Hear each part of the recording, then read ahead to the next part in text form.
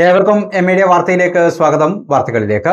കാരാത്തെളുപ്പിൽ പഴശ്ശി പദ്ധതിയുടെ കനാൽ തകർന്ന് നിരവധി വീടുകളിൽ വെള്ളം കയറി. വെള്ളിയാഴ്ച രാത്രി 11:30 സംഭവം. 10 വീട്ടുകാരെ മാറ്റിപ്പാർപ്പിച്ചു. വീടുകളും വാഹനങ്ങളും വെള്ളത്തിൽ മുങ്ങി. കനാൽ പരിസരത്തെ സി ഉത്തമൻ, സി മധു, സി പ്രശാന്ത്, സി കാഞ്ചന, കെ ഖാദർ എന്നിവരുടെ വീടുകളിലാണ് വെള്ളം കയറിയത്. സംഭവത്തെ തുടർന്ന് VK സനോജ് MLA നേതൃത്വത്തിൽ അടിയന്തര യോഗം സ്ഥിതിഗതികൾ വിലയിരുത്തി. കൃത്യമായ അറ്റകുറ്റപ്പണി നടക്കാത്തതാണ് ഇത്തരം ദുരന്തങ്ങൾക്ക് കാരണമെന്ന് യോഗത്തിൽ അഭിപ്രായമുയർന്നു. കനാൽ നവീകരണത്തിന് പ്രപ്പോസൽ നേരത്തെ നൽകിയിട്ടുണ്ടെങ്കിലും ഫണ്ട് കിട്ടിയില്ലെന്ന് ഉദ്യോഗസ്ഥർ വ്യക്തമാക്കി. ഫണ്ടില്ലാത്തത് പ്രശ്നമാണ്. പ്രദേശത്തെ ജനങ്ങൾ ആശങ്കയിലാണെന്ന് VK സനോജ് MLA അഭിപ്രായപ്പെട്ടു.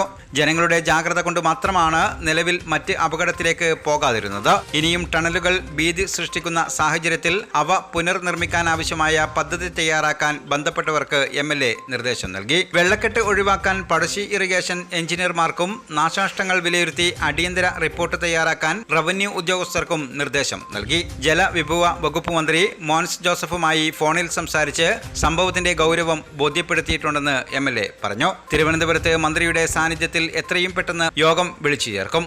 60 വർഷത്തിലധികം പഴക്കമുള്ള പഴശ്ശി പദ്ധതിയുടെ കനാലുകൾ നവീകരിച്ചും ടണലുകളുടെ ഉറപ്പ് പരിശോധിച്ചും ആവശ്യമായ പുനർനിർമ്മാണം നടത്തണം. അതിന് സർക്കാർ പദ്ധതി തയ്യാറാക്കണമെന്നും യോഗം അഭിപ്രായപ്പെട്ടു. MLAയ്ക്ക് പുറമെ മട്ടന്നൂർ നഗരസഭാ chairman N Shajith, Keezhallur panchayat president C Sajeevan, vice president VV Vanajakshi, Iritty block panchayat സ്ഥിരം സമിതി ചെയർപേഴ്സൺ PD മനീഷ, പഞ്ചായത്ത് സ്ഥിരം സമിതി ചെയർമാൻമാരായ T Rudheesh, KK Prabhakaran, ward member A Prakashan, member K Prashanth, Iritty taluk tahsildar N Seema, Thalassery taluk tahsildar M Shanthi, LSGD assistant director P Sujith Kumar, Kannur project circle superintending engineer PP Muraleesh, Pazhassi project executive engineer TR Susheela Devi, Pazhassi irrigation assistant engineer Abhilash എന്നിവർ യോഗത്തിൽ പങ്കെടുത്തു.